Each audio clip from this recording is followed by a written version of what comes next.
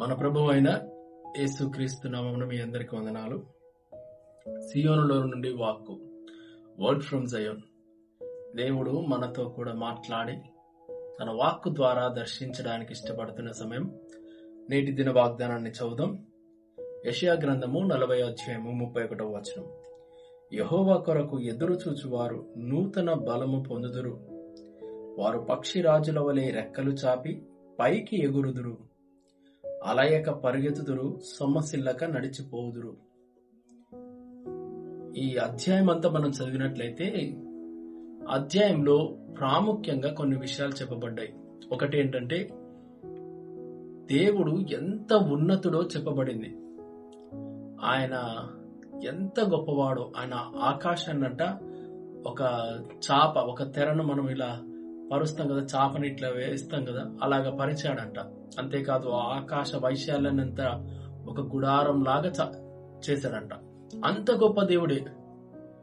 మనుషుని చూస్తేనేమో వీడు అడవి పువ్వులాగున్నాడు, గడ్డి పువ్వులాగున్నాడు. దేవుడేమో అంత ఉన్నతుడు, మనుషుడేమో అంత అల్పుడు. అంతేకాదు అసలు ఆయన దృష్టికి పర్వతాలు, లోయలు, కొండలు ఇవన్నీ కూడా దుమ్ములాగా, ఒక చిన్న ధూళిలాగా ఉన్నాయి. అయితే ఈ దుమ్ము ధూళి అయిన మనిషి అనుకుంటున్నాడు, దేవుడు నన్ను ఎందుకు చూస్తాడులే, నన్ను ఎందుకు పట్టించుకుంటాడులే అని అనుకుంటుండేమో. ఎందుకంటే ఈ అధ్యాయంలో చదవండి, యాకోబు జనాంగము ఇలా అనుకుంటుంది, ఇంకా మమ్మల్ని ఎక్కడ పట్టించుకుంటాడు, మేము చాలా చిన్నవారం కదా అనుకొని సొమ్మసిల్లుతుంటే, కృంగిపోతుంటే దేవుడు అంటున్నాడు, అయ్యా నేను ఉన్నతున్నే, మీరు బహు కొద్దివారే, కానీ గుర్తుపెట్టుకో, నేను మీ అందరి మీద శ్రద్ధ ఉంచుతున్నా. అంతేకాదు సొమ్మసిల్లిన వారికి బలమిస్తున్నా, తొట్టిల్లుతున్న వారిని లేవనెత్తుతున్నా, కాపాడుతున్నా, కృంగిన వారిని ధైర్యమిచ్చి నడుపుతున్నా. చిన్నవైనా సరే నేను వాటి మీద శ్రద్ధ తీసుకుంటున్నా. ఆలోచించండి, మనం నడుస్తున్నప్పుడు చిన్న చిన్న చీమలను చాలాసార్లు మనం చూడలేం. కానీ దేవుడంట ప్రతి చిన్న సూక్ష్మంగా కనిపిస్తున్న మన మీద ఎంతో శ్రద్ధ ఉంచాడు. అంతేకాదు ఆయన ఏం చెప్పాడంటే, అయ్యా నేను పట్టించుకునేవాడిని కాబట్టి నువ్వేం చేయాలంటే నా కొరకు ఎదురు చూసినట్లయితే బలము పొందుతావు. మీ జీవితంలో దేవుని విషయమై ఎదురు చూసి ఇంకా జరగదులేండి, దేవుడు మనల్ని చూస్తున్నాడా, అసలు ఇన్ని కోట్ల మందిలో నన్నంటూ గుర్తిస్తున్నాడా, నేనంటూ కనిపిస్తానా లేదా అని అనుకొని కృంగిపోతున్నావేమో, ఆగిపోతున్నావేమో. దేవుడు చెప్తున్న మాట ఏంటి తెలుసా? లేదు, నువ్వు ఎదురు చూడు. నువ్వు చేస్తున్న ప్రతి విషయాన్ని నేను గమనిస్తున్నా. నీ ప్రతి కన్నీటి బొట్టుని నా కవిలలో దాచుకుంటున్నా. అంతేకాదు నువ్వు నా కోసం ఎదురు చూచిన కొలది నీవు నూతన బలము పొందుతావు. పక్షిరాజులాగా రెక్కలు చాపి పైకి ఎగురుతావు.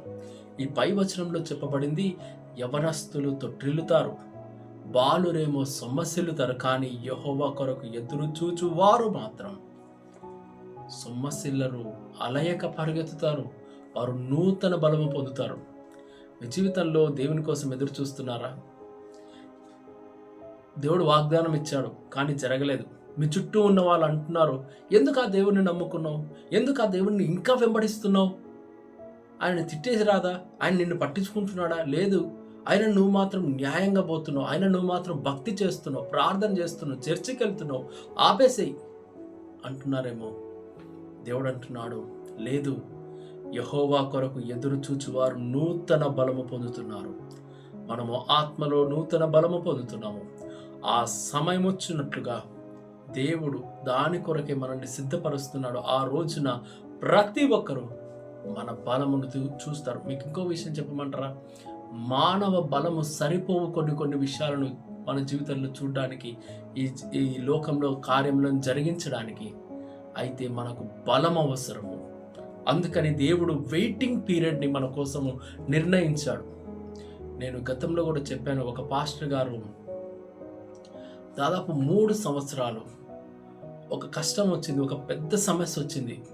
ప్రార్థిస్తూ ఉన్నాడు, సంఘములో ఆరాధన జరిగిస్తూ ఉన్నాడు, అన్ని క్రమంగా జరిగిస్తున్నాడు, కానీ ఆ సమస్య నుంచి ఆయనకు విడుదల రావట్లేదు. 3 సంవత్సరాలు మీరు ఆలోచించండి. 3 సంవత్సరాలు తనకు దాని నుంచి విడుదల రావట్లేదు. ఏమాత్రం రావట్లేదు. ప్రతిరోజు వెళ్తున్నాడు, దేవుని సన్నిధిలో కనిపెడుతున్నాడు. అయ్యా వాగ్దానం చేసావు కదయ్యా, ఇంకా రాలేదేంటని ఎదురు చూస్తున్నాడు, కానీ రాలేదు. కానీ విచిత్రమైన విషయం ఏంటంటే, ఆయన చెప్పిన మాట, ఆ 3 సంవత్సరంలో ఆయన ఆత్మలో చెప్పశక్యము కాని బలమును పొందుకున్నాడంట. జరగలేదు, కానీ ప్రతి దినము దేవుని సన్నిధిలో కనిపెట్టడం ద్వారా, ఎదురు చూడడం ద్వారా ఆయనకు మొదటిగా నూతన బలం వచ్చింది. 3 సంవత్సరాల తర్వాత దేవుడు ఆ సమస్య విషయంలో ఏ వాగ్దానం అయితే చేశాడో దాన్ని తప్పక నెరవేర్చాడు. అయితే వినండి, దాని తర్వాత నుంచి ఏ సమస్య వచ్చినా బహు గొప్ప విశ్వాసంతో ఎదుర్కొన్నానని ఆ సేవకులు సాక్ష్యం చెప్పారు. మన జీవితంలో కూడా కొన్ని విషయాలు ఆలస్యం అవుతున్నట్లుగా కనిపిస్తున్నాయి. అయితే ఎదురు చూడడం ఆపకు, దేవుని వాగ్దానాన్ని నమ్మడం ఆపకు, ప్రార్థించడం మానకు, దేవుని మందిరానికి వెళ్ళడం మానకు. దేవుని యందు ఎదురు చూడు. నీకు తెలియకుండా నీ ఆత్మలో నీవు నూతన బలము పొందుతున్నావు. అయితే ఆ సమయం వచ్చినప్పుడు నీవు గొప్ప మార్పును, సంపూర్ణ విడుదలను కూడా చూడబోతున్నావు.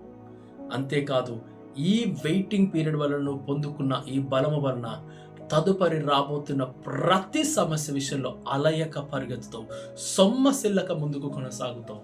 దేవుడిస్తున్న గొప్ప వాగ్దానం ఇది. ఎదురు చూడడం మానకు, కనిపెట్టడం మానకు, ఇంకా జరుగుతుందని విశ్వసించడం మానకు. దేవుడు నన్ను చూడట్లేదేమో అనే అనుమానాలతో నిలిచిపోకు. ఆయన నిన్ను గమనిస్తూనే ఉన్నాడు. నయమాను వెళ్ళి యోర్దాను నదిలో మునిగేటప్పుడు 7 మార్లు మునగాలి. 6 సార్లు మునిగిన తర్వాత కూడా ఏ మార్పు కనపడలేదు, లేదా శరీరంలో తన అనుకున్న స్వస్థత రాలేదు. కానీ 7వ మారు ఒక్కసారిగా తన శరీరంలో గొప్ప స్వస్థతను పొందుకున్నాడు. వినండి, 7వ సారి అంటే అది 7వ నెంబర్ పర్ఫెక్ట్ నెంబర్ని సూచిస్తుంది. నీకంటూ దేవుడు నియమించిన, నువ్వు ఎదురు చూడాల్సిన ఆ పర్ఫెక్ట్ కంప్లీట్ అయిన ఆ సమయం అయిపోయేంత వరకు ఎదురు చూడు. మధ్యలో ఆపివేయకు, మధ్యలో వెనుదిరగకు. నీవు గొప్ప బలమును పొందుకుంటున్నావు. నీవు దేవుని సన్నిధిలో ఏడుస్తున్నావు, ఇంకా జరగలేదని ప్రభువా అని ఏడ్చిన ప్రతిసారి నీ ఆత్మలో బలమును పొందుకుంటున్నావు. ఇంతకు పెను పర్వతాలు లాంటి సమస్యలను నీవు ఎదుర్కొనే శక్తిని దేవుడు నీకు అనుగ్రహిస్తున్నాడు. అంతేకాదు, ఆయన వాగ్దానం ప్రకారం దీని నుండి కూడా నీకు విడుదల ఇవ్వబోతున్నాడు. ప్రార్థన. స్తుతులకు పాత్రుడా యేసయ్య, ఎంత గొప్ప వాగ్దానం! ఎంతమంది బిడ్డలైతే నీ కొరకు ఎదురు చూస్తున్నారు. బహుశా యాకోబులాగా అనుకుంటున్నారేమో, ఈ యాకోబు జనాంగంలాగా అనుకుంటున్నారేమో, మేము కొద్దివారము, ఆయనేమో ఉన్నతుడు కదా, మమ్మల్ని చూస్తున్నాడా లేదని. లేదు, నేను చూస్తున్నానని, తప్పక విడుదల ఇస్తానని. అయితే ఎదురు చూస్తున్న ఈ సమయం అంతటిని వారిని బలపరచడానికి వినియోగిస్తున్నానని సెలవిచ్చినందుకు స్తుతిస్తూ, బిడ్డలు మీ సన్నిధిని ఇట్టి నూతన బలమును పొందుకొని ముందుకు కొనసాగి కృప దయచేయమని యేసు నామమున ప్రార్థిస్తున్నాము తండ్రి. ఆమేన్. సియోనులో నుండి దేవుడు మన అందరినీ బలపరచునుగాక.